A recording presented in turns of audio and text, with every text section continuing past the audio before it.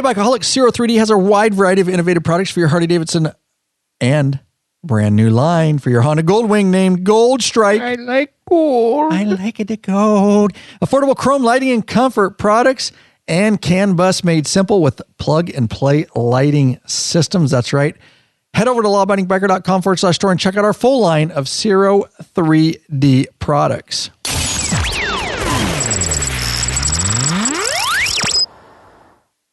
A biker walks into a bar and he sits down at the bar and a busty blonde waitress pours him a drink and asks if he would like some food.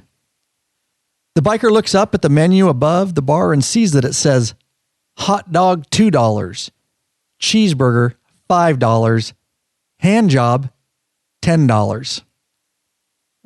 He asks the waitress, "Hey, are you the one that gives the hand jobs?" She winks and replies, "Why, yes, I am." The biker says, "Well, in that case, wash your hands. I want a cheeseburger." Boom, dude. Go clean your meat grabbers. Oh, yeah. Once you've had Rick Rack, you'll never go back. The ultimate motorcycle luggage rack solution. Forget those messy straps and bungee cords. Go strapless with a Rick Rack quick attach luggage system and quality bag. Support us right here, lawabidingbiker.com/store. Get hooked up now. Oh, here we are. That's right. Live patron only broadcast with live chat. Oh, yeah. Looking forward to it. Welcome back, you freaking bikeaholics. This is the podcast for the motorcycle majority. The Big MM, also known as the 99%. Large and in charge of the motorcycle scene more than any time in history. By listening to this podcast, by being here live with us, live chat, you are part of what we call the Biker Revolution. Hashtag Biker Revolution. That's right. We do have just one question for you before we get started. What are you waiting for, Bikeaholics? Mount up and let us take you on another wild-ass ride. Nice, dude. Nice. I didn't know you were going to keep rolling with it. I wasn't. Oh. I was expecting you to do it, and you picked up right where you needed to. Okay. Ryan Erlacher here, your host of the Law Abiding Biker Podcast, and your high-tech redneck. Very good. Get that? All right. So, got a great episode for you guys. And again, this is live up front and patron only. Of course, get signed up as a patron, guys. They're getting these episodes months before they go out on regular podcast format. And we're putting extra episodes uploaded in the back end of their patron account. And there's just a whole plethora of benefits, but that's one of them. Plethora, big word. Means today. A shitload. For a guy that's wearing PBR sweatbands, dude, that's a big word. I'm not going to lie to you. But make sure, guys, a couple ways you get notified if you're new to the patron community. Number one is check your patron account. Make sure alerts are set up because we post a couple days before and we give the link when we're going to go up live. And then second would be to get in the private Facebook group. Mid-level and above, of course, are the ones that you have to be mid-level or above to get access to this kind of stuff. And that will be in the private Facebook group. We post it there. And last, lawabidingbiker.com/live. On that live page, upper right-hand corner, email list, sign up for it. You'll also get multiple emails with links when we are about to go live. So if you don't want to miss it, that's the way you do it. If you're new to patron, if you're not, get hooked up. So we've got an exciting show for you guys today, and we'll monitor the chat. It is just Lurch and I in the house. So all by ourselves.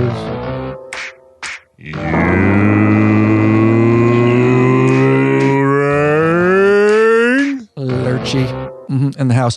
And before we got up and running, Scooter was going to come up tonight, but wasn't able to make it. So there's an empty chair that you could have been in, Scooter. I know he's in the live chat, but we'll have fun either way. There you go. So we just got a screen split tonight of Lurch and I. So there you go. And we've been working in the garage all day in the Law Abiding Biker Shop. Slaving away, doing some filming, filmed some rather simple stuff. We won't get deep into that because we got a lot of content to get into, but we have been here and we pumped out a not live episode prior to this, then grabbed a bite to eat, and we're back here live. So what is today's episode about? We threw some good stuff together here. Let's just call it motorcycle news, stories, and updates, and more with Ryan, of course, me, and Lurch. So first topic we're going to talk about is Harley-Davidson acquires StaCyc, I think is how you call it, StaCyc Incorporated, makers of electric-powered two-wheelers for kids. That's going to be the first because Harley, as we know, the whole electric thing, and they may be going. I know you guys lost audio there. Don't worry about it. You don't have to tell us in chat. We know. We were actually testing something. We think one of our limiter gates is going bad. So this episode may sound a little bit different than you're used to from my voice because you're going to hear some background noises because we had to just unplug the limiter gate. The last episode we did, we were having problems and it just reared its ugly head. So we finally figured out the problem. See, it's working fine now. Oh, yeah. So if you want me on the limiter. I do. Then do you think it's just the limiter? Because as soon as you unplug it, or should we give it 5 minutes and then you can switch those? Oh, let's test it for a little while. Let's test it for a little while. Let it run for a little while. So if you hear me breathing and a few extra things and you hear me, I'm going to try to pull away from the mic when I'm having a drink of whiskey. Usually that's like the good old days when you could hear the ice cubes in the background. Yeah. It's probably still sounds good to most podcasts, but we're a little bit anal here about sound. So anyways, we'll deal with that, but it's electric. Are you going to do the electric boogaloo? Oh, yeah. Boogie, woogie, woogie. Woogie, woogie. Do it, Lurch. Boogie, woogie, woogie. Yeah, look at Lurch got moves. Lurch got moves, dude. But as Harley is going to... Sprinkler. Oh, yeah, dude. How about the shopping cart? Off the shelf in the lawnmower. Cart. Off the shelf in the cart. Yeah, the lawnmower, dude. Nice. Taking it back there. All right. So... StaCyc is how I'm going to say it. Electric bikes. Harley going in a different direction, this electric direction. And again, we've talked about the live wire and all that kind of stuff, but we'll get into a little bit of that. But it's a cool article, some cool news. And then the number two, actually, we've got some more. We've got some private Facebook, which is how this came up, some private Facebook stuff, some comments we want to share with the audience, some of you that were in the private Facebook group, and some of the conversation that went on there. And then the second topic we're going to talk about is there is a police department disbands a complete motorcycle unit. It turns its focus on distracted driving. Now, if that doesn't sound like an oxymoron, I don't know what does, but that title alone, police department disbands a motorcycle unit because it wants to turn focus on distracted driving. So I have some opinions about this. I'm going to get a little heated, but that's all right. You'll see why, but we'll read that story. It was out of St. Paul, Minnesota PD. It was also both of these topics out of that private patron-only Facebook group. We really appreciate all of you posting those articles that are of importance to the motorcycle community because I sift through them. We have other ways that we look for news and updates, but I like to talk about what you guys are interested in, and to me, if you take the time to post an article in there, it was of interest to you. Thus, I want to share it with the rest of the law-abiding biker community. So appreciate you guys, and we'll give credit where credit is due there. So looking at their website, it's Stability Cycle. So that StaCyc, I would say, or StaCyc. That's what I said, StaCyc. Oh, I thought you said Stacy. Oh, I did. You're right. Okay. Add the C on the end. StaCyc. Yeah. StaCyc or StaCyc? StaCyc. Let's say StaCyc. StaCyc. All right. Let's do StaCyc. Short for Stability Cycle. There you go. Very good to know. And we'll talk about that because there's some interesting things. So there was a contest recently, and I just want to say we're doing different things, and this is funny. Always shaking it up, aren't we? Trying to shake it up. So we did a recent video that I posted in the private Facebook group, and some of you may see it. I did a contest, and it was our new Rick Rack release, which that video was blowing up. Rick Rack, it was blowing up, and so I posted that video in the private Facebook group. Now there was something funny in that video that was very odd. Might I say, a little bit creepy. Quite creepy. And it was creepy. Every time I watch it, I get creeped out. But anyways, we did a contest to say, hey, aside from the great content it was, I hope it was, like I say, it's getting rave reviews. We wanted you guys, and the only people that were eligible for this was patrons, because we want to do giveaways and stuff, but we want to give away stuff mostly to our supporting members who support this podcast that we work our ass off on, support that YouTube channel, all the articles we do, all the behind the scenes emails we're answering. We really want to say, okay, well, if you want to be in the giveaways, you want coupon codes for the store, all that kind of stuff, well, you got to be in the member. So I posted it only in there as a contest, and I want to announce the winner. And if you don't know what's wrong with that video, we're not going to tell you. You need to go watch the video. And I would suggest a larger screen than a smartphone. And I knew that. I knew the first person would have a better chance if they watched it, because we do our videos in 4K. So this video in 4K. I want people to be able to watch it on larger screens and really get the true 4K experience on a smartphone. If you didn't know, you're not getting 4K. Those screens aren't capable of 4K. They aren't manufactured that way, and it's such a small screen anyways, it really compresses it. But anyways, Ryan Heiser, patron, he figured it out, and it was a fun time I had there. I actually had a blast with that. Sent him, I told him up front, I said, whoever the winner of this is gets a hat, patches, and that's all. Well, he won, and it was a little more difficult than I thought.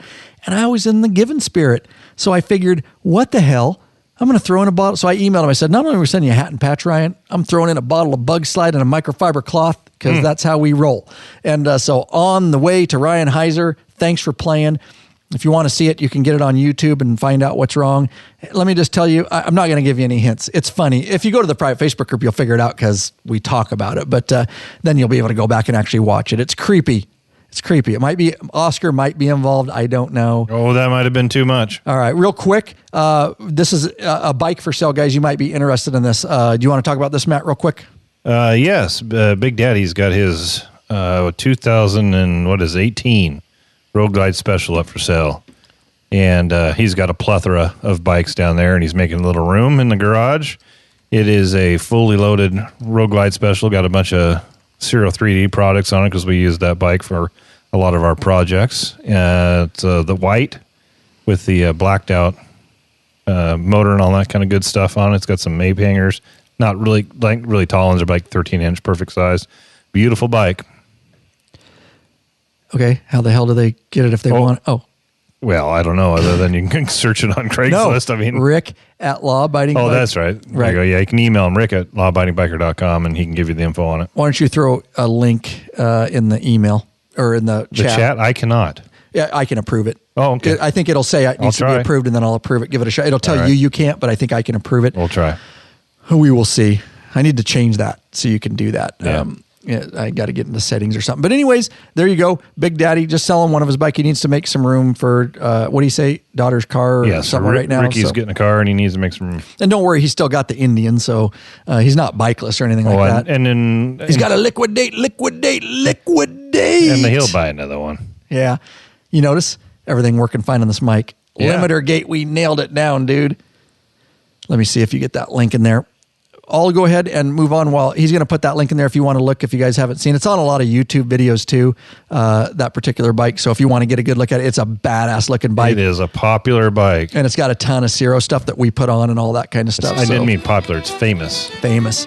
Randall Shipman, we want to thank for being a patron, signing up, of Wagner, Oklahoma, top tier. Darren Neuschwander of Daphne, Alabama, James Aldos of El Paso, Texas, Carrie House of Lake Charles, Louisiana, Byron Dunaway of Livingston, Texas, Tin Hampton of Bethel, Ohio, top tier, and rounding it out, Ryan Heiser, there you go, just signed up, and one of Dickinson, North Dakota, Tim Tilson of Graham, Washington, Tim Tilson, Mike Cole of Unknown, you sent an email. Yeah, he didn't put his address in when he signed up. There you go. All right. I haven't heard back yet. lawabidingbiker.com/Patreon, Patreon. There you go. Get signed up. Get all the benefits and a bunch more that we've already discussed. So let's talk. Have you posted that in the... I just put a post to his Craigslist ad. There you go. Pop one in the private Facebook group for him too. So I don't know if it's already in there. Oh, that's where you found it. That's where I found it. Very, very good. Are you able to approve that? Because on my end, it says, oops, remove any web addresses and try again. Yep, it just won't even let you. If people swear and stuff, I can approve it. If obviously a lot of people swear and it's all right. I just want to make sure it's not too foul. But we just have some filters on here. But nope, it won't even let me. So can you text me the link? I can. And you can pop it in there. Yeah, it'll allow me. I need to fix that. Would you remind me to fix that lurch for God's sakes? I wonder if you can give certain people ability to do it. I'm pretty sure I can. All I need to just make you just sign into my YouTube account right now, but you're on yours. And I think if I make you an actual monitor, I think they've got some new flexibility there. So anyways, I'm popping it in. There you go, guys. There's the Craigslist link. If you're interested in Big Daddy's bike, you know where it's coming from. You definitely know it's maintained from the old lab crew here. So let's get out of there. Let's move into our first topic. So here it is, guys. The Harley-Davidson acquires. Why is Harley-Davidson acquiring a electric bicycle company? I think I know. You may. We may give a little insight into that too. Don't get mad. I know a lot of you get mad at that. Buddy, come here. Buddy, the studio dog. Is he going to make an appearance on camera? There he is. Making an appearance right on camera. Oh, and the poor guy, you made him expose himself. I know, I didn't mean to do that. I didn't mean to show his junk there, dude. But he gets personal about his junk. So let me turn you this way, buddy. Oh, God. We're tangling him up. You're going to put him right on the... Oh, I thought you were going to throw him right up on the desk. We'll just do that. So I'll keep him here for a little bit. Buddy, the studio dog. Yep. Still kicking, but he's so old. He's having a lot of health problems, and we're not sure how long poor little buddy's going to be around here. He's having a lot of issues, but older than dirt. Older than dirt, dude. Dang right. We love him, so we can get him in here podcasting. But anyways, they acquired this maker of the electric-powered two-wheeler for kids. This was really recent, as of this month, which is March of 2019 at the time of this recording. So let's dive into this article just a little bit. Is that too small for you, Lurch? I can read it. Let me, that's probably better. All right. Oh, that's even better. Harley-Davidson Incorporated announces today, and I was saying a lot of you get mad, I know, because the electric thing, but I think we have to peel the wrapper back a little bit on that and not just jump to conclusion that all of a sudden Harley-Davidson is they're fucked, and to be literal, that they're screwed and their company's going on and they don't know what to do, and now they're only going to make electric bikes.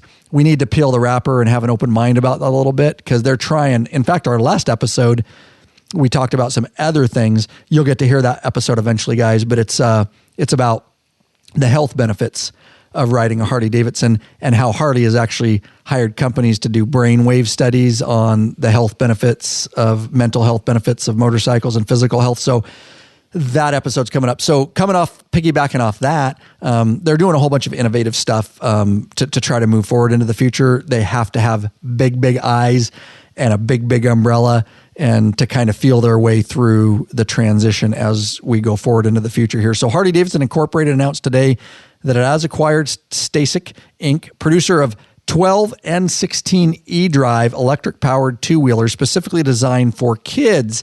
So that's what catches a lot of people. And a lot of people that read the headline on social media, the usual keyboard Nazis, they just get on and, F that and F this, and they don't even read the article, because I like to be just a lot deeper than that, actually. I don't like headlines. But they entered the market. StaCyc entered this market in 2016, currently designs, market, and sells their eDrive models for kids with an MSRP range of $649 to $699. They call them StaCyc eDrives. Were sold in the U.S. through power sports dealership, including power sports dealerships, including 29 Harley-Davidson dealerships, online, and specialty bike retailers. All right. We're going to dive in a little bit deeper. I just want to get lay some of the foundation. We're thrilled to have StaCyc become part of the Harley-Davidson family, said Harley-Davidson Senior Vice President of Marketing and Brands Heather Malinchek. The StaCyc's team shares the same vision we have for building the next generation of riders globally.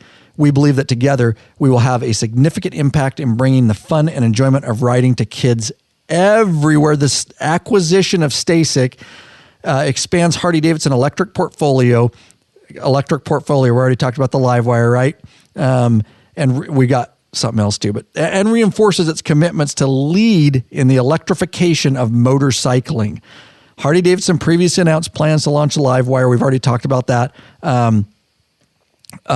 As a subsidiary, a Harley-Davidson branded version of the StaCyc 12-inch and 16-inch models will be sold through select Harley dealerships. So you guys probably won't see them everywhere, but there are dealerships that will be selling. The branded products will be available in the U.S. in the third quarter of 2019. So nothing that you're going to see anytime soon. Since its inception, StaCyc has inspired more than 6,000 new riders to join the sport through its fun and upbeat brand, focuses on sharing the love of riding through its line of kids' electric two-wheel products. The company has served as a catalyst for engaging riders at an early age. Mm-hmm. Are you listening to me? That's what I'm saying. And has been first to the market with an entirely new category in both the motorcycle and bicycle markets. There's more, and then we're going to talk a little bit about it. The StaCyc acquisition is the latest example of how Harley-Davidson is investing in opportunities that inspire increased ridership in the near term and deliver sustainable growth for the future of as part of its More Roads to Harley-Davidson plan. The accelerated plan, which was unveiled in 2018, focuses on building the next generation of riders through the new products and additional motorcycle segments, providing broader access to the brand and products and a commitment to supporting and strengthening dealers globally. So there you go. Let's break that down a little bit. And go ahead and bring up any comments. You have any initial comments on this, Matt? Well, you hit on it already in the article, but I didn't. The article hit on it. You hit on it as you read the article, asshole. I hear you. Oh, first of all, I went to their website and kicked in our zip code, and there is 4 different places in the state of Washington currently that are selling these. There's one in Bremerton, one in Olympia, one in Vancouver, and Scooter, are you listening? There's one in Pasco, not too far from you there. You can go get your little electric bicycle. My first thought was, what a great way to get people hooked at an early age on the brand, right? If you can get somebody brand loyal and hook them really young, you're most likely going to be able to have them the rest of their lives. So if I'm in my 20s and I'm looking to buy a motorcycle, I might, look back to those days when I was 4 or 5 and ripping around on my little Harley-Davidson electric bike. You can't hook them much younger than that, right? Right, exactly. Yeah, well said. I'm signing in here to face. I want to give credit. This was actually put in the private Facebook group somehow. Was it? Signed up. Somebody else saw it and put it on there? Yeah, I stole the story from somebody. You stole it, did you? I stole it from, and I'm trying to get the... And in true Harley-Davidson fashion, the electric bicycle, $600. Right? Yeah, right. Yeah. Right. Yeah, the Hardy tax. But that's not uncommon. Electric skateboards, like the boosted board, which I would love to have one. You're talking about $1,100. So That's a skateboard. So I don't think that it's anywhere out of line as far as electric bicycles and skateboards and stuff go for higher end type stuff. Oh, that's good input because I haven't bought anything like that. I don't. Mrs. Lurch and I did not have kids, so I haven't bought electric Jeeps or bikes or skateboards or any of that crap. Yeah, I think the electric Jeeps and stuff like my daughter's was like 300 something. All right. 200-300. But yeah, when you're talking about bicycles and skateboards and higher end type stuff, one wheels, which are really cool. One wheels, they're up in that $1,000 range too. Now, I'm sorry. I don't know who initially put this in the Facebook group. I had it and I somehow thought I had it in the notes, but I don't. But we got more to talk about this as we break it down. But I agree. We'll get some of the comments from the Facebook. Mr. Bigglesworth, I digress before we talk about Mr. Bigglesworth, which is Big Daddy Kane. He posted something here that got a lot of reaction in the Facebook group. But yeah, I agree with you. They're not changing anything they're doing. They're not going to, suddenly get out of the motorcycle market. They're not just going live wire. They're not doing anything. They are just grasping the future. And again, trying to work figure out what their demographic is nowadays, because we got a lot of the baby boomers. We talk about that in past episodes, not riding motorcycles anymore, or getting older and stuff like that. Yep. And just how they're we've got a new generation. And, whether what you want to talk about the new generation, if you want to talk about some of the millennials, I'm not going to discuss, what those groups are, but, are they more into electric? Are they more, whether you want to talk about the environmental aspect of it or just getting them in, they're already buying these young generations. They're all over YouTube. My daughter has one, and it's a hoverboard. It's electric hoverboard. We got it for her for Christmas. She's riding all over the house on it. You've got all these YouTubers promoting, a lot of these influencers that influence young kids, electric bicycles, electric skateboards, one wheels, all this kind of stuff. And so you have to get that Harley's like, okay, well, if they're going to ride that shit at a young age anyways, why don't we brand it with a Harley-Davidson logo and start them young by getting that brand loyal, brainwashing them young, basically. Yeah. Get them hooked into the Harley brand at a young age. So I don't think it's a stupid move from Harley. And imagine, because we're going to talk here in a minute about another scooter they're doing, not electric bike, but kind of a scooter, which Mr. Bigglesworth brought up.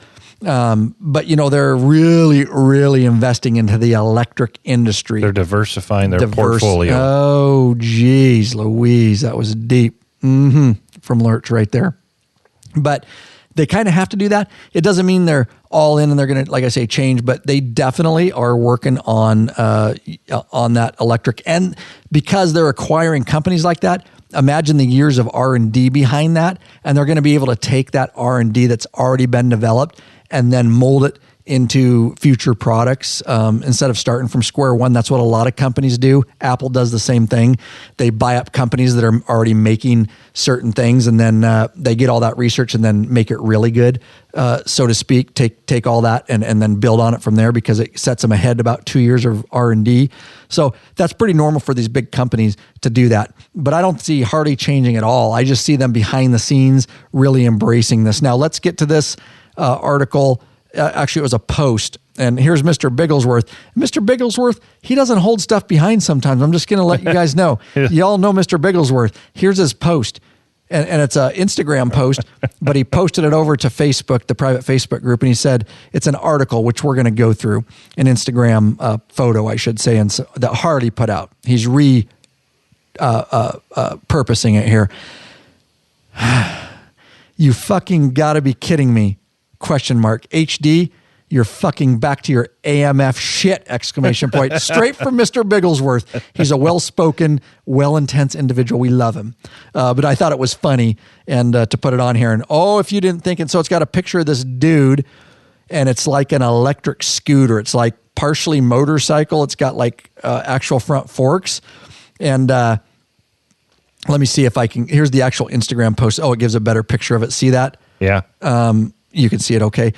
So it's like it looks kind of funny, but it's like a scooter. Dirt bike scooter type thing. And it says Harley-Davidson at X Games host at Jack Matroni. I have no clue who the frick Jack Matroni is. That's that the thing. Dude standing there next to the electric I know. scooter. What the hell does he do? Okay, and I love Harley-Davidson, and we've talked about that in the past about their marketing. Like, does anybody even know, is this guy even a biker, or are they giving this electric scooter to a snowboarder? Not that I snowboard. I love snowboarders, but you see what I'm saying? It's their fucked up marketing program. Like, who is he?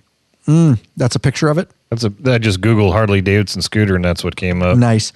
I was wondering who at Jack Mantrini That is. looks like an off-road version there. All right, let me copy maybe this. a prototype or something. It is, yeah. It is a prototype. So let me put this in. Command V. All right. I'm trying to figure out who at Jack Matrini is. Who'd they give this bike to? Not Ryan Erlacher, law-abiding biker. Right. So here we go, if guys. they really wanted to get out, that's who they'd give it to. Right. So exactly. I don't know who this guy is, but I was just guessing. So they give this electric scooter snowboarder at the X Games to ride around on it, because everybody that rides a Harley follows snowboarders, right? I mean, great marketing, Harley-Davidson. Maybe they figured because of the age demographic and people that might be interested in it, they're trying to hit that audience. Fucking half glass full lurch over there. I'm just telling you. Hey, if I'm on a negative roll, just be negative with me, okay? Well, yours can be half empty. Mine's half full. Buddy is getting fired up here. There's a big yawn. He's really enthused. He's just a huge yawn, dude. I'm not going to get off on a marketing thing. There you go. You know who Jack Matrini is. They make a dirt bike looking version too. We'll look at that. Yes. Or there's a concept of one anyway. A concept of a dirt bike, yeah. And they may be doing some of that. So it's more of a scooter. It's got the motor and it's got the motorcycle, some fat tires. I will actually this is the Instagram post.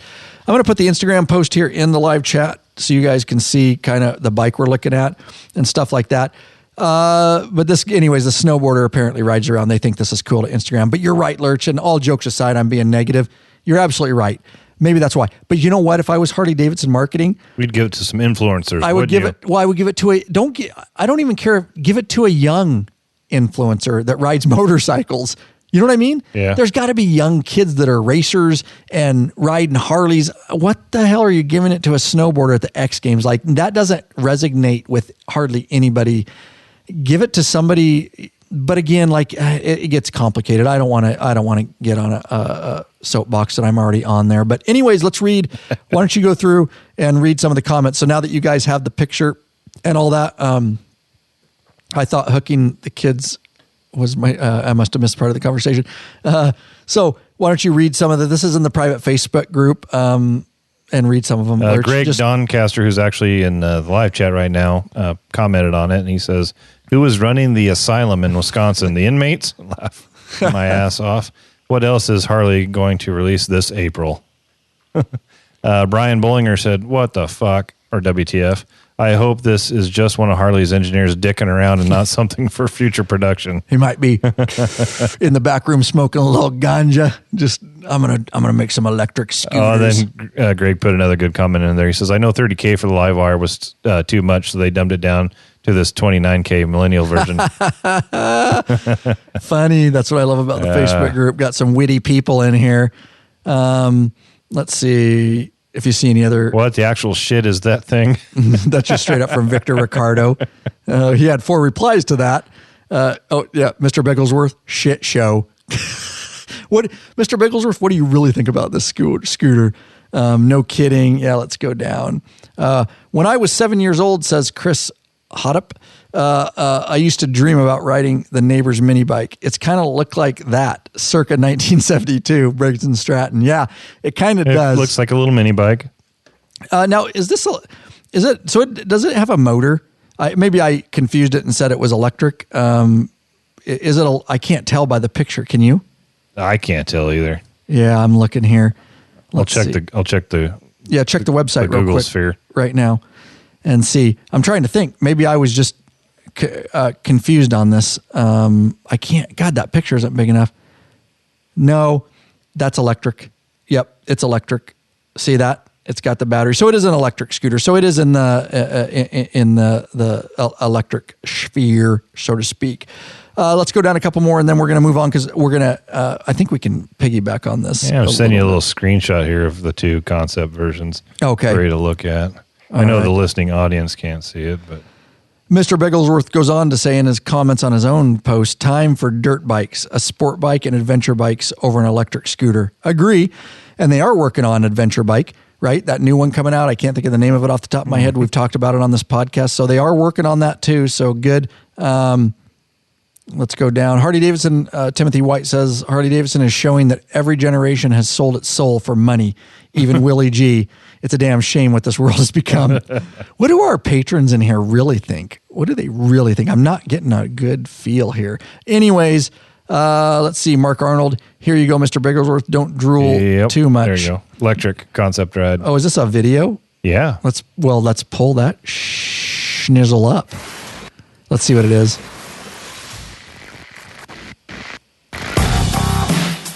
We're in downtown Aspen right now, and I'm the first person ever to ride Harley-Davidson's new electric bike. This is the snowboarder guy, guys.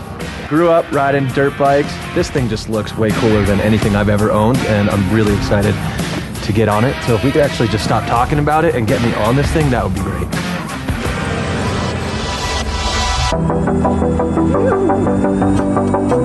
So he's riding this bike through the snow at the X Games. 1 foot out. Boom! So much torque. So easy to maneuver, lightweight. Everywhere I went, people were stopping, taking photos. Felt like the coolest kid in Aspen. The most surprising thing was just how quiet and smooth it was. You know, with the wheel size and everything, that might be legal to drive on the road. It's the wave of the future. Maybe. Can I keep it? Depending on the horsepower. Please keep it. Depending on your state, there's certain laws on tire size and horsepower, minimum horsepower and everything. True. But Harley, being as big as they are, they'll get it federally regulated. So, you know what I mean? Right. They'll make sure and put the right stuff on it. That was a quick, stupid, typical produced Harley-Davidson video, but I guess it gave a little bit of information on it. At least it gave us a shot of it. That was actually posted by Mark Arnold. I didn't even see that video till right now, and so that's why I thought I would play it there. But all right, moving on down. Let's see. Oh, so we're going to move into this real quick. So we'll talk about Buell a little bit and piggyback off this, and then we'll move into our next story. How about that, Lurchy? Yes. You know what, though? Let me make sure. Oh, yeah. I think we should do that right there. Are you ready for this? I am. I don't know if you can handle it, dude. Clear my throat first. Oh, my God, that's loud. Hey, bikeaholics, searching for new and exciting motorcycle products? Zero 3D has just what you're looking for. Check out their wide variety of innovative parts for Harley-Davidson and Honda Goldwing motorcycles. Zero 3D's got your back with chrome and black parts, lighting and other comfort products. No modifying, cutting, grinding, or welding for an easy installation. That equals less time installing and more time riding. Zero 3D has a design team with over 40 years experience with a passion for design and innovation. CAN bus made simple with a plug-and-play lighting system. They pride themselves on great customer service. Got a question? Get in touch with them via email at sales at 03d.com or give them a call at 715-808-0027. Check out your local Harley, not Sears, or Honda dealership and ask for Zero and Gold Strike parts. A new leader has emerged, so check out Zero 3D's custom line of Gold Strike products for Honda Goldwings. Help support us and head on over to lawabidingbiker.com/store and check out our full line of Zero 3D products. I like it to go. I like it to go. That was loud when I started. It's because you had the volume crank from the video earlier. Hey, don't go to Sears. They don't sell it there. They do not, as far as we know. Zero and Cells came out Sears. Yeah, because Sears is like in trouble, aren't they? Yeah, they actually opened up their Craftsman brand now. Not just Sears carries them. Lowe's and somebody else does. Yeah, I think they lost it completely. No, they didn't. No, they didn't. Because I went into a Sears hoping to score some really good deals on tools, and none of the ratchets and stuff were on sale. I said, "Hey, what the hell? I thought you guys were selling out." He said, "No, we just opened up the brand now. Other places can carry it, but we're still carrying it as well." Okay, well, good to know. They're just not the sole seller of Craftsman anymore. Anthony Peters said, "It's electric boogie, woogie, woogie." Boogie, woogie, woogie, We woogie. did play that song. He was probably here up front. All right, so here's another to piggyback off that, and then we will move in. We getting any comments in there that we want to read, or are they just having a great time like usual? They're just having a great time. Eric Buell launches electric motorbike brand. Yes, Eric Buell. If you guys don't think this electric thing's coming, again, don't get mad. We're still going to have our internal combustion engines for a long, long time. But if you don't think people realize this market is absolutely it's on fire, is I guess what I want to say. That from all, not just motorcycles, cars, everybody's in a race right now because there's a lot of money if you can come out with cutting edge, Tesla, to speak of a car company. But Eric Buell is back. And this time he's teamed up with Frederick Vasseur of Formula E and F1 fame and entrepreneur, Francois Terry, to launch the electric motorcycle brand called Fuel, F-U-E-L-L. How clever. The fuel flow comes in at 11 kW, so it's 125 cc equivalent. Versions uses a hub motor on the rear wheel to leave space for 50 liters of integrated storage. Fuel are claiming a city range of 125 for flow, an American price of somewhere around 11,000. It's a e-bike with a range of 125 miles, and it comes at 20 miles per hour and 28 miles per hour versions. So definitely, it's more of a city bike, dude. Just like these electric skateboards. Like if you go to New York, dude, people are riding those electric skateboards and stuff all over, even on the roads. You don't need to go any faster than that. They're inner city type, to me, transportation.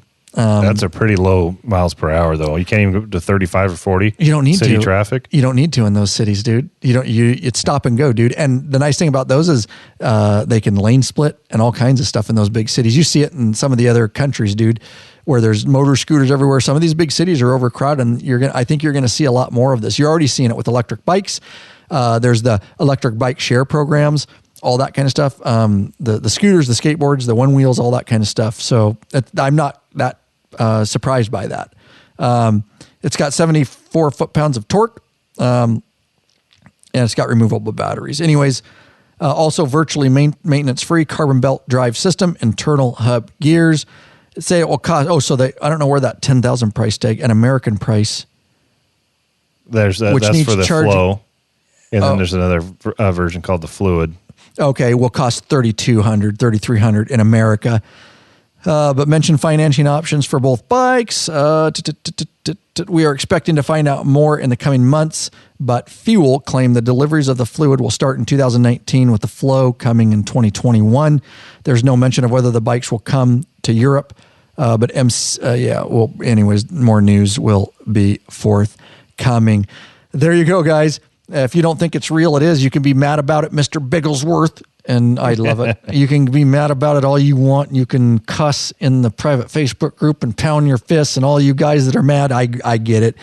I think the same thing, honestly. We just try to cover the industry news somewhat fair and balanced, but I still give my opinions. But again, just something they're diving into, and it's something that you should watch because it is happening whether you like it or not. It is happening, and this is clear signs of Buell and Harley and Eric Buell and all these guys all doubling down, Lurch. What do you think of that? Mm-hmm. I'm taking a look here on a different article than you pulled up.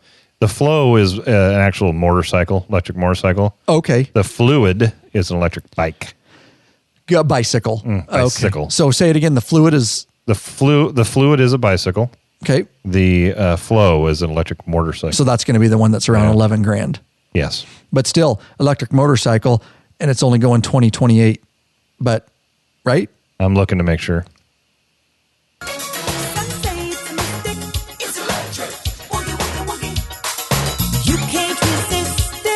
Lurch is looking. Right, it doesn't say. I think that low speed is for that bicycle. Maybe it is. I'm curious. There's not a lot of information. Because when I look up right here under Fluid, it does say that it goes 20 miles an hour or to a max of 28. So it's that little bike that only goes 20, 28. It doesn't talk about the top speed of the motorcycle. They must not know a lot about it. It must be in development is the way I would understand that. Is that how you would understand that? I would say so. All right. So, all right. Any following up comments before we move to our next topic of the episode, Lurch? No, let her rip, Tater Chip. Let her rip. So here we go. This is police department. I got my wristbands on. I'm good. I might be like Mr. Bigglesworth, and I actually didn't blow up at this. It's kind of funny. But police department disbands motorcycle unit. Listen to the title. Turns its focus on distracted driving. You'll find out why that's kind of a very interesting title. And this was the St. Paul, Minnesota PD. And I forget, again, I'm an idiot. And I publicly announced that I'm an idiot. I meant to put who posted this in the damn Facebook group. And damn it, Erlacher. I like to give credit in there. So the first topic, it looks like maybe David Schwartz, I have written down, posted in the private Facebook group. David Schwartz of Israel. I do have it there. Also in the chat room. Okay, good. So I believe, David, that was you that did the Harley-Davidson acquires StaCyc Inc. And for the second one, I just plain don't have it. And I don't even have, if you have time and you go into the private Facebook group, you can scroll down. And when you find, you'll see I'm going to just do it right now because we're live and we're all having fun and we're just bikers BSing about biker news here. Let me scroll down and see, because I know the picture that I'm looking for. I know the picture, and it got quite a few comments. Let's see. Am I getting anywhere close? Oh, see, there was one article. That's the Eric Buell one, and I didn't even put down who posted that. I just passed it, but am I getting anywhere close? Come on. I'm not going to give it much more time. Can we get some elevator music? There's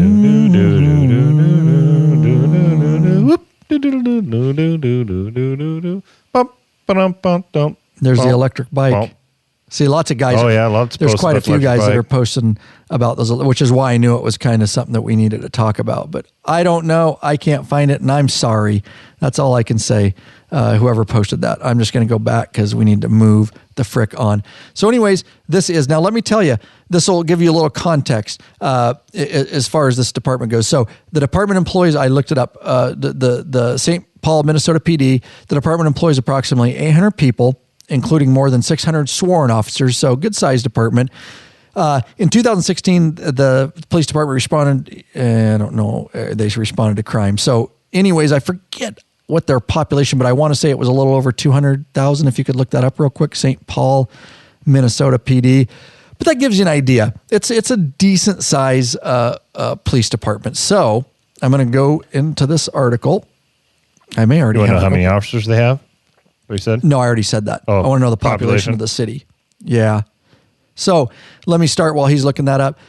The police department in St. Paul, Minnesota faced a tough call this year, they say. Now, where do you think this is coming from, this article? In 2017, they were 300,000. Okay. So 800 officers, commissioned 300,000 city. So there you go. So they must have had a decent sized motorcycle unit is what I would assume. Their motorcycle officers, there's the picture I was looking for in the Facebook group.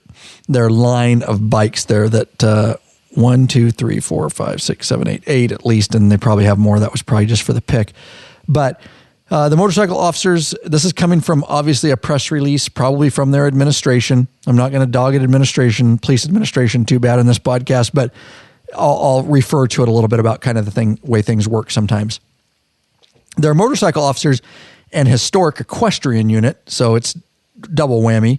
I've never been on an equestrian unit, but anyways, I'm just going to focus on the motorcycle part of this. Dating back to 1865, guys.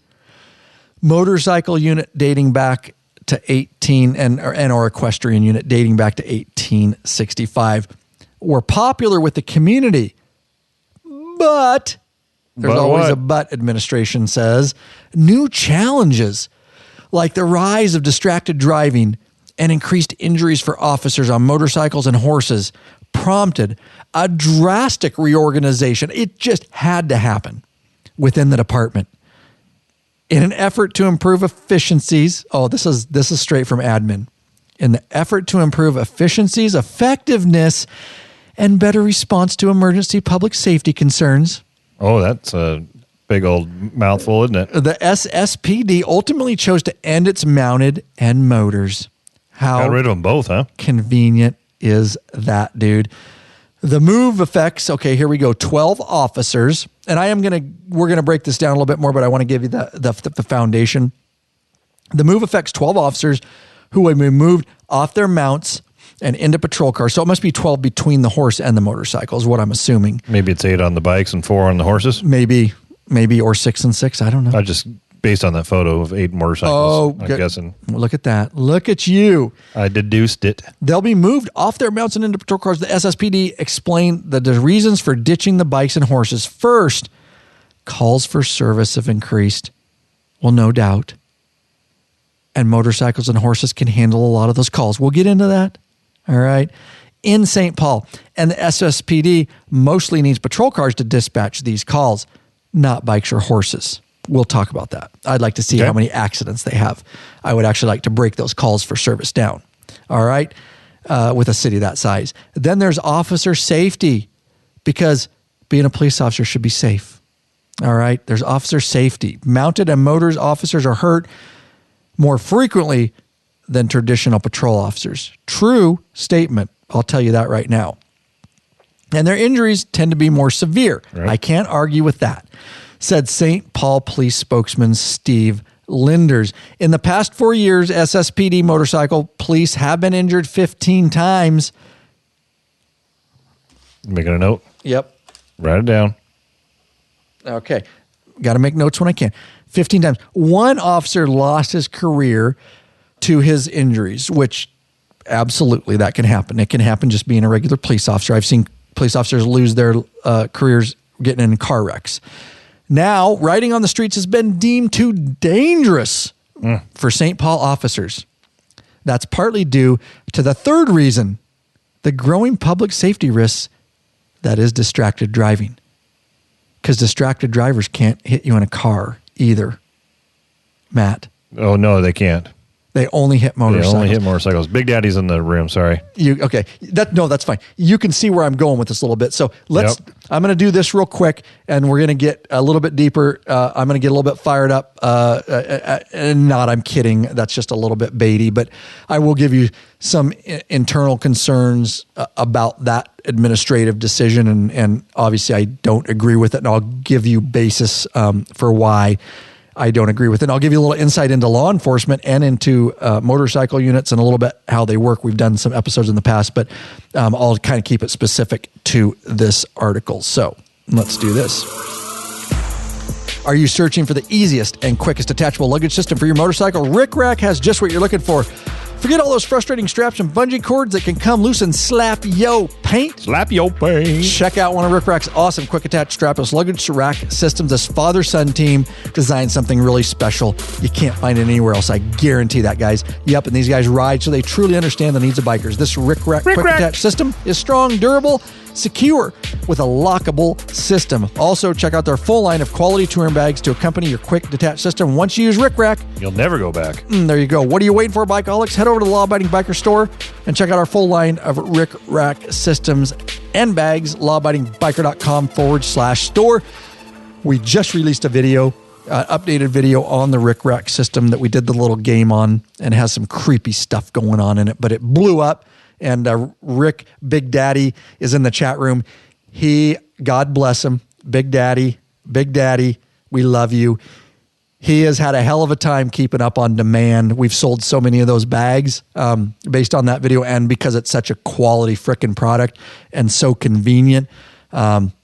He sold out, and then he had to get more from Rick. It's been crazy, but we appreciate that support. But I want to give Big Daddy a public shout out for keeping up on that demand, because it's not easy when it kind of goes crazy like that. When we do video releases, sometimes things get a little sketchy keeping up on everything, but him and Brian down there do a great job. So let me get back into this article. One thing that you get, though, if you order directly through our store. Nicely done. Rick, Big Daddy Kane puts one good time in your package every time you order. So is that all he puts in the package? I don't know what else he's putting in the package. You might want to run your package under a black light, but I'm just saying. You might want to glove up when you're opening packages from Big he Daddy. He definitely puts a good time in there, and you open up that box at Rick Rack package, and poof, out pops the good time. Nicely done, Lurchy. Nicely done. All right. Yep. You read that right, guys. You heard that right on this podcast. They say it's too dangerous for their officers to ride motorcycles, and distracted driving is part of the problem. We are seeing an increase of distracted driving. Observe Linders. This Linders is really observant. And the consequences can't be ignored, says Linders. Here's the good news. Some of the officers from the disbanded motorcycle unit will join a new unit that specifically targets distracted drivers. No shit, because that's what I thought a police motorcycle unit was for. What a better tool than a motorcycle to actually combat distracted drivers. Correct. I mean, Jesus. Okay. And we're gonna piggyback off that. And that's one of my points. Okay. I'm glad you brought it up, because we haven't talked before this. The SSPD records show that 500 crashes involving pedestrians and bicyclists in just the last 2 years. So if we disband our motorcycle unit, no more pedestrians or bicyclists will be hurt. I'm going, Lurch. I'm going. Just calm me down. God. Too many of these crashes involve distracted driving, leaving hundreds injured and 6 dead. No doubt. That is a fact. Additional crashes involving motorcycles only add to the city's safety concerns. The SSPD really hopes their anti-distracted drive units will bring those numbers down, because they can do it in cars. After all, distracted driving laws don't mean much if they go unenforced. And they're really going to go unenforced driving around in cars. Yeah, all right. I mean, Say, you go first. I have a lot of thoughts. You've been around traffic and you've been in law enforcement like me a long time. I don't want to trash them too bad. I'll just tell you right now, that's a very politically driven article. Yeah. It was very one-sided. It was clearly a press release to justify what they were doing. We can absolutely tear holes in this article, and we're going to give you guys the reason. And I get it. I'm biased. I am a little bit biased because I'm a full-time Leo police motorcycle officer. So, but that's why also I have insight. I'm going to keep it fair. And I gave them some fair points there. I said, that's absolutely true. So I wasn't just tearing them down, but I'm going to give you why this administrative decision was absolutely dumb. It was about money and somebody that didn't really, which happens a lot in government in general, a lot of talking wasn't done about this, and we could have had somebody new move in that wanted to do it. There's something more. They didn't do it for the reasons that they say. I'll just tell you that right now. This is a it's real driven shit by sandwich. There's a lot more than one thing going on here. Said it's a shit sandwich because it makes no sense that you would disband a unit that is highly effective to enforce traffic laws, because most we all know as motorcycle riders that the public out there in cages don't see us. So if you're going to try and target distracted drivers, what better a tool than the motorcycle to sneak up on them and observe them and enforce it, right? So the crux of the article is the beginning, and when they're talking about how unsafe it is and all the injuries, I almost wonder if there's more to it than just an administration decided that they're going to disband a motorcycle detachment or team. Do you think maybe there's some city managers involved or some politics? There's something going on here. It just doesn't make a whole lot of sense. Stinks. There's more. It does stink. There's more to it than just the chief went, or the police chief went, I don't think we should use bikes and horses anymore. It probably got to be expensive. A horse unit's probably not cheap to run. And somehow it sounds like it was a special unit where the bikes and the horses are together. And something's going on there where, you get a couple motors guys hurt. The horses cost too much. And next thing you know, they disband the whole detachment, the whole unit, because of the cost. And then they wrap it in, put some bullshit on there about we're going to go after aggressive drivers. It just stinks. It stinks to high hell. I'm glad you thought the same, because we hadn't talked about this before, guys. And there's no, the reason it stinks is that there's no real plan moving forward. They talk about disbanding the unit, but they don't talk about really, other than that they're going to go after distracted drivers and be less effective because they now don't have motorcycles. It makes no sense. Right. They're not. They could have did the same thing. And aside from the equestrian, I don't know. And if you want to get rid of the equestrian, that's great. Okay, because they're crowd control, but I don't know their city, and I don't know. They can be very useful too if you have large parks, New York City. Let's just leave that aside. And that might have been part of the problem, is that it was tied together and they saw it as such. They're like, let's just look at the overall expense. Well, the horses could have been 40 times as expensive, and they got the bad. And what's the bang for your buck, right? Correct. The horses, you're looking at, they're a public. Right. I'm having a brain fart here, but they're a promotional public image thing. Right. Where Some motorcycles are too, right? Yeah, but definitely the horses. I mean, you're usually going to see them at the parades and all that kind of crap. They might use them for crowd control, but how often, really, right? I mean, they're more of a publicity piece. And motorcycles are too, right? You've talked about that in the past. I mean, no doubt about it. But I think you could cut one and not the other. It just doesn't make sense to cut out your most useful tool in traffic enforcement. Great for crowd control. Great. Yeah. And I get it with the horses. Yeah. Again, it's hard because they kind of group that unit. Yeah. There's too much grouped in here to, like I said, it's a real shit sandwich. So, good insight, Lurch. So here's what I'm going to say, a couple points. They talk, and Lurch already talked about it. The best way to combat distracted driving, I know all you out there are pissed like me, like people need to get off their cell phones, like it's getting bad. And I write a lot of tickets a day for that. It's not hard to find them. On a bike, I can do way better enforcement on a motorcycle. There's a lot of reasons for that.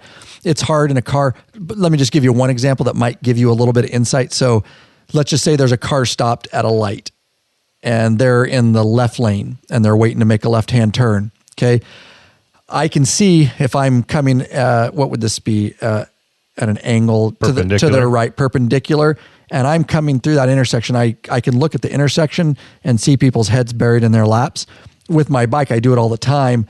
Number two, they aren't looking for a bike. So I can literally a marked unit sticks out where a motorcycle doesn't. Correct. Even if you do unmarked, in the winter, I have an unmarked patrol car, but it's even harder. But with my motorcycle, and it sits up higher than a lot of cars, and you're even can see into pickups. The bike you just sit different. You're sitting up on that saddle, that tractor seat, and you can literally pull around, and I can pull right up to their window, and I stop next to them and I can look right in. And by the time they realize I'm there, they always look up. It's funny. They just looking at their phone and they're texting and doing all their stuff. They just go, they do the old slow look and then they're like, hi. And I just go, pull over. Yep.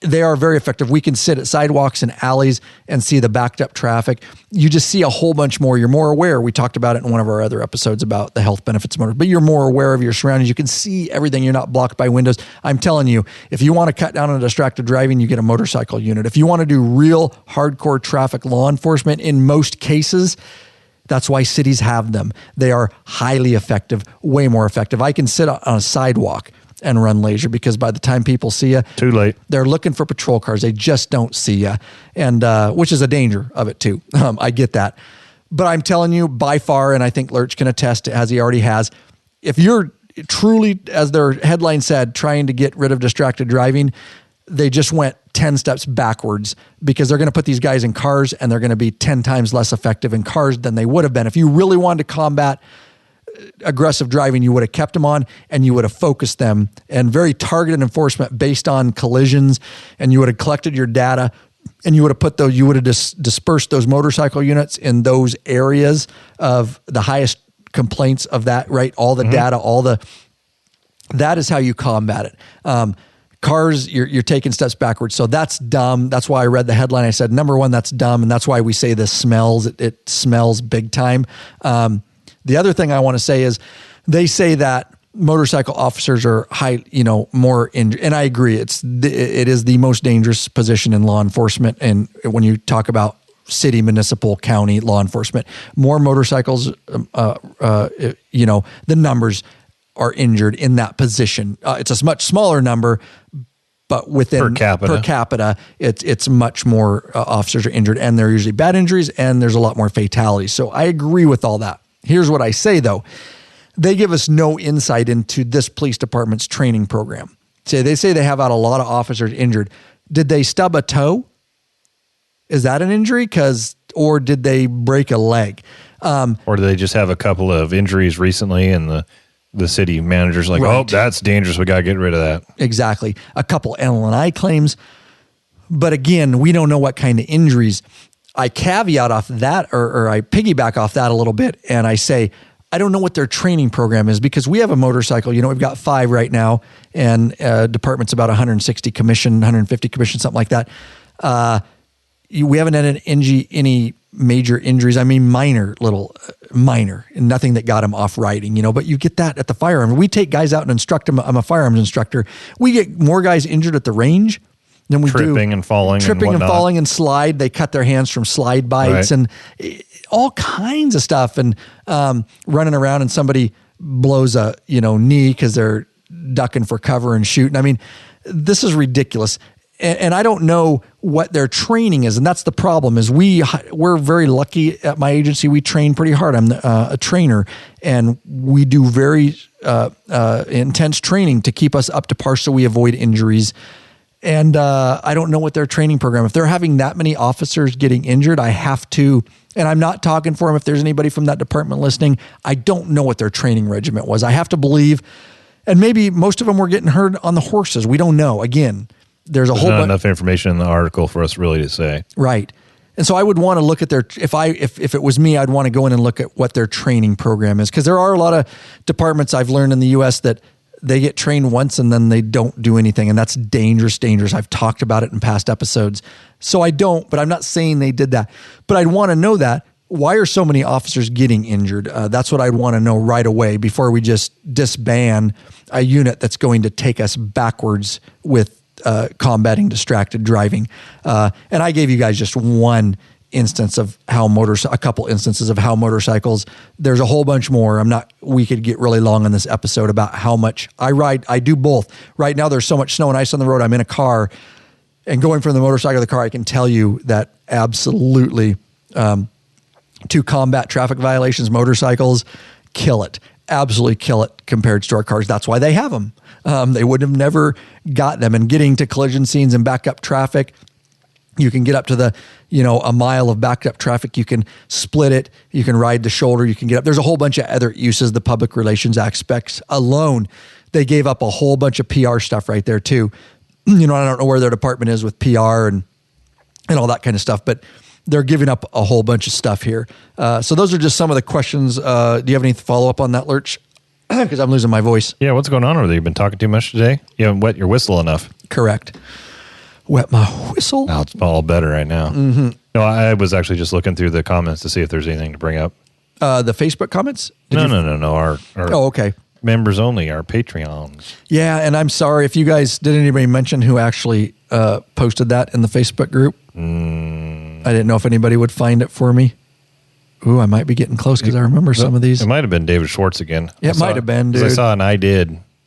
Oh, did he? Okay. Yeah. Okay, well, if it was David Schwartz, I'm sorry. I just completely messed up my notes apparently. But there you go. A lot of stuff, good stuff going on in that private Facebook group. All right. Any other topics going on there in the live chat that we need to mention, Lurch? No, right now they're just talking about aggressive driving and enforcement and that kind of stuff. Very good, guys. Yeah, a lot of aggressive driving, a lot of distracted driving. I don't know where your states are at on that, but we're Washington, and then we'll take it out. We'll clean up a few little things here, but we are a hands-free state completely. You can't, you really can't even have your phone in your hand, basically, is the way it is now. And it took a few years. They did some feel-good laws. They were really hard to enforce, but the last 2 years we've been hammering it really hard. I have seen a decrease in it, but it's a huge, huge problem still. And you can't have your phone in your hand. So it needs to be completely hands-free. You can touch your phone once, like if you were starting a GPS map, but you already have to have it in. You can't even be sitting at intersections in backed up traffic and stopped. See, Washington used to be that way. Now, doesn't even matter if you're stopped at an intersection, you can't pick up your cell phone. You can't be flinging through it. You can't be touching it. You have to talk completely hands-free. Oh, he's dying over there. God, I'm dying here. Yeah, it definitely did start out, as you say, a feel-good law. You could hold it in your hand. And have it on speaker. But you couldn't have it up to your ear. But yeah, so people would drive around like this. Now I still see people doing it. Oh, I just ticketed like 6 people the the other day for that. Well, they didn't even think that. They just think you're less likely to get pulled over if you do this rather than this. And no, none of them even argued. They realize. Everybody realizes in Washington State now it is a hands-free state. There's been enough public education. But you're right, Lurch. And that's why it was a feel-good law. And you could go to an intersection. As long as you were stopped at a light, you could text and stuff. And that's still highly distracted. And then people would sit at intersections and people honking because they're not going, because they're dicking around. They just got rid of it all. So I don't know. Are anybody putting up there what the state? Are you guys, if you guys are in a state that's completely hands-free, like you can't touch the sumbitch, that's a good state. And that's where all states need to go. But I don't, it varies so much from state to state. I just didn't know if anybody was piping up there. But I hope that was some interesting stuff. And again, it all comes from, we're just trying to cover news and news stories and events for you guys and trying to share some of that stuff. I appreciate you guys being involved in that Facebook group because that helped us. Why don't we, we'll do some final thoughts real quick. But before we do that, Lurch, we love our patrons. We want you to be in here. We want you to be on the live video feed and the chat, and we want you to do all that. And we want to get to know you better, but we never balk at a flat donation. And these people donated. We got Matthew Sabini of Carmel, New York. Buck Stroh of Creed, Colorado. He became a patron not long after that donation. And David Perkins, he left a message, said, Kuryakin extended reach brake level install. Thank you. So he, after doing that, he watched the video and threw us a little donation. Evergreen Appreciate video. That's David. A couple years old. Yeah. Still evergreen, still being helpful. What a great add-on for especially tall riders or riders with big feet. Gets that brake forward and out of your way a little bit. Makes mine so much easier. Even me. Reach. Yeah, anybody. I just like it. Yeah. You threw it on yours too, didn't you? Oh, yeah. Yeah, it just puts it in a better position. Makes it more like my police bike. Yeah. Feels like my police bike. Yeah. Lawabidingbiker.com/donate. We definitely appreciate the flat donations if that is how you personally choose to support us. So thank you guys. Let me mention real quick a couple things and we're going to take it out of here. The patron ride event. All right. If you're involved, if you're not, you can tune out. But if you're listening in podcast format and you're not involved in the patron ride, you can tune out. We're just going to cover a few details about that. I do want to mention before we do that, we have them, guys. You asked for them. A lot of you asked for them.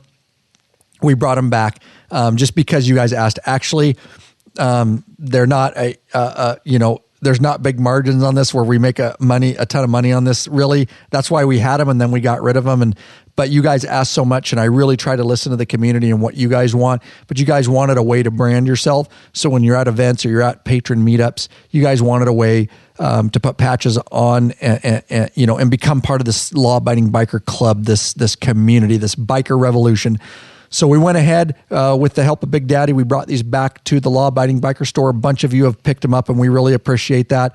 Again, they're more for you than us, and there is a little shipping on them. We can't ship them for free. So if you're really smart, here's this one. I'll hold it up to the camera, and it is, I designed this one here. I wanted something. We used to say Law Abiding Biker, but this one says hashtag Biker Revolution. It's a little tab. I believe it's 1 inch by 4 inches. That looks about right. If my memory serves me right. So all embroidered, black background for you listeners that aren't seeing video, and it's white, and it's got a really cool font, and it's all one word, capital Biker, and then a capital R for the Revolution, so you can really see that stand out. That's a little tab for your vest. Again, in stock in the Law Abiding Biker Store. I'm going to hold this one up. This is our square patch. It's a 3 inch by 3 inch. If my memory serves me correct, it's all the dimensions are in the law. I put them in there in the Law Abiding Biker Store, but it's our store logo. It's got the skull with the red eyes riding the apes coming out of the flames in the background. And of course, in a rocker across the top through the flames, black background, orange flames, and then the Law Abiding Biker over the top of the skull. Those letters are in white. Again, high quality embroidered. We really like this company that we're using to manufacture our patches. And they did a great job with them. What do you guys, hope you guys in chat like these. And the smartest way to do this, but if you just want them, of course, there is a little shipping fee. And we got some comments me and Lurch saw, from guys from Australia and stuff. And is there anything, I posted it on our community page on our YouTube channel, and they're like, is there anything you can do about shipping? I can't, guys. We aren't making like it costs money to ship to Australia. Those are real time calculated by the carrier, and obviously we can't ship. We can't give them away. We can't lose money. We can't pay $20 shipping to give you a patch. It's just it's counterintuitive for us to do that. So we're trying to get them in your hands. Smartest way is if you're in the store and you're spending over a certain amount. What's our free shipping? Is it over $75? That sounds about right. While you're looking that up, I'll just go back and close the loop on the hands-free stuff, because you had asked the group across their states who was hands-free and who wasn't. Harley Holmes says California is hands-free. Greg Doncaster says Australia is mainly hands-free. David Schwartz, Israel is hands-free. It is good. Good for Russell Israel. Roberts makes a comment here, and he's right. Commercial vehicles, it doesn't matter what state you're in. It's a federal rule. You cannot use it. You have to be hands-free. Although his home state of Tennessee is not hands-free. Good. Thanks for following up. And you're right. Commercial vehicles, yeah, absolutely not. It's been that way for a long time. So thanks for following up with that. What was it? Oh, if $75 and over. Yeah. So if you're already ordering stuff in the store, and throw those in because you'll get free shipping. Anything over $75. So buy a biker gripper, buy some bug slide, whatever, and say, hey, throw me a couple of those patches. I think I'm not going to look, but I think it's $4 and $5. I think the tab is $4 without shipping, and I believe the bigger one is $5 if my memory serves me. And Rick, right. Big Daddy Kane, confirmed $75 free shipping. And he's the one that's going to be shipping them to you. Don't forget, wear Along gloves. with a good time. Wear gloves. I don't know what that good time is, but if Alert says he's putting good times in each box, I don't want to touch stuff in there. So just what does that mean? What is a good time? Well, you know what? It could vary from night to night. A good time is in the eye of the beholder, man. It just depends. Yeah. Big Daddy, we love you. Thanks for being in the chat and cleaning some of that stuff up. And I don't know if he was here up front. We promoted your bike, dude, and we put it in the live chat. And again, if anybody's listening in podcast format later or wants to spread it, if you do have a question and you're interested in purchasing that bike, because it is a badass bike, Rick at lawabidingbiker.com. He says they're $5 each for the patches. Okay, so they're each $5. Yeah. And that's why he runs the store. I'm just here. I'm just a ugly face on the camera telling you guys about. That is true. But he organizes the store. So if you ever have a decent question, you take it with a grain of salt. So thanks, Big Daddy. Appreciate it, brother. Love you. And with that said, Lurch, that's long enough. We appreciate this live event. We appreciate all you guys being in the live chat. We always have a blast. And Lurch is going to get home to the missus a little bit early tonight because usually we film all day and then we do a live broadcast at 6:30 p.m. Pacific Daylight Time. PST, whatever it is. And then we do another one. And so it goes late. But we did it ahead of time. Then we went to dinner because we didn't have a lot of stuff to film today. So I'll get home a couple hours earlier than normal. I might get lucky tonight, Ryan. You're not. But that's a good idea. Hey, that's what my good time is. When I open that box from Big Daddy and Good Time hops out, it's a little bit of time with Mrs. Lurch. That's right. That's a good time. Because Lurch is still traveling back and forth all the time. He's gone a lot. So, yeah, it'll be nice. On the road. Nice for the missus. All right. So, what do we want to do for a call to action, dude? Let's talk about this. A lot coming out on the YouTube channel. By the time you hear this in podcast format, they may be out. We'll promo the same as last. I'm in edit a whole bunch of Road Glide, Zero 3D front lighting products for the Shark Nose Road Glide fairing. I've got a bunch of them edited up. They'll slowly start releasing on the YouTube channel, so make sure you're subscribed, guys. Really subscribe to that channel. Ton of stuff coming out. And then today, me and Lurch filmed a install. I've already got a whole bunch of front Batwing fairing Zero lighting videos. They've been out on our YouTube channel for a long time. I've got all that stuff on my bike. We had one more video to do, and it was the lighted windshield vent Horizon windshield LED lighting from Zero. Black or chrome. Put it on the Batwing fairing. So I'll be editing that video up too. All this stuff is available in our store, and in our store we always put the videos at the bottom of each listing, and so you can watch the videos. There's a free install video, some fitment information, what colors they come in. Basically, we tell you a little bit about it. Great. The nice thing about that is this particular, it finishes off the front of my bike. It's lit up like a Christmas tree. And it's a white light along the bottom of my windshield on that Batwing fairing while I'm going down the road. And then when I signal, it's signal right or signal left, and it's directional. So it doesn't just flash, it actually inside out. If it's the right signal, inside out, left, inside out. Really finish things off up front. It looks great. Definitely shows the width of your bike, gives it some dimension. Along with the bat blades and everything else that's on that thing, right? Oh yeah, you're gonna see you coming. All Zero stuff. Quality, which is why we carry quality stuff in the law-abiding biker store for you guys. Got it in stock, ready to ship to you right now. Hit up Big Daddy Kane, get to our store, and helping as many bikers as we can worldwide. Guys, a face behind the name. Big Daddy, you know who you're buying from. We're going to help you within reason as much as we can. Get hooked up with what you need. And Big Daddy and Grunt and me and Lurch answer a metric shit ton of emails trying to help, and we fall behind sometimes, but we're trying to stay afloat, Lurch. Yeah, it takes all of us, that's for sure. This mic worked the rest of the episode. Time to buy a new limiter gate. Our limiter gate went bad. It's definitely the limiter gate. We got it finally after 2 years. It's been frustrating. It's been intermittent problems. And then we'll change something and it'll go away. We had it fail long enough today that we were able to isolate it and start doing different. We isolated it. Limiter gate. After we've been doing so much work, we're just breaking shit. We are, dude. I'm telling you, we've already got new earphone pads because those broke down, and now we needed a limiter gate. That's OG podcasting, bro. That's right. We've been in the game 6 years now, and equipment is starting to fail. That's amazing. So I guess that's like a badge of honor. Yeah, straight up. Anyways, guys. Thanks, live audience, for being here, and we always enjoy chatting with you, and great interaction in the group, and hope you enjoyed the topics. Hope you had fun talking about that, and again, all came out of the private Facebook group trying to put on the table and the topics that you guys want to talk about, and we are out of here. Peace.